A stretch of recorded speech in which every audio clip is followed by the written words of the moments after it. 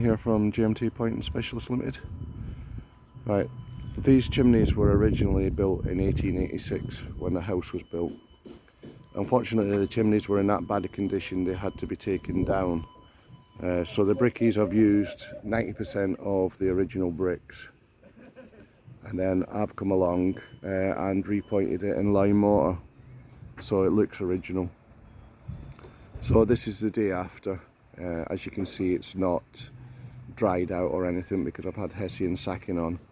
The way you can tell if it's dried out, if it goes really white really quick.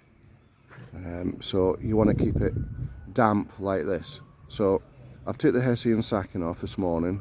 I'm going to tamper the walls back, but then I can't soak the chimneys, so I have to soak the Hessian, because if you soak the chimneys after tampering back, you'll wash out all the little grains that you've just tampered back, so you can only mist. So the best way to do it is absolutely soak the Hessian and drape the Hessian back round. It's 10 degrees at the minute, but we're getting rain coming in this afternoon, tomorrow, and most of the weekend. So it's best to leave that Hessian on as long as the scaffolding's up.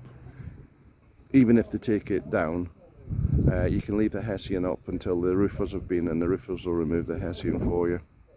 So the longer the better on Hessian on chimneys.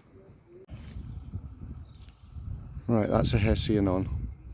So it's covering the lime pointing. Lime pointing needs to be covered over for as long as you possibly can.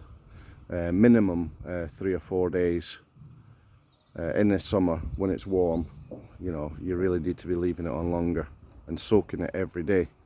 That means if you're doing a job and it's over the weekend, you have to come back over the weekend and soak it. It's no good leaving it on the Friday and then coming back and doing it on the Monday. Other people say to me, you never ever say what lime you're using. Yes, there's a reason for that, because not all lime, it's not one lime fits all. Each, like chimneys, have got a slightly different mix from what you do in the house. Like this house, when I do this, it'll have a different mix from the chimney. But that's a long way off me starting this one. And I use brown sand, and as you can see, the original lime in here looks brown. It's like a brown sand. That's our local sand. But any advice or any questions, just please give me a message. There is always different ways of doing lime mortar, so if you speak to 10 people, there might be 10 different ways you do it. This is just the way I do it.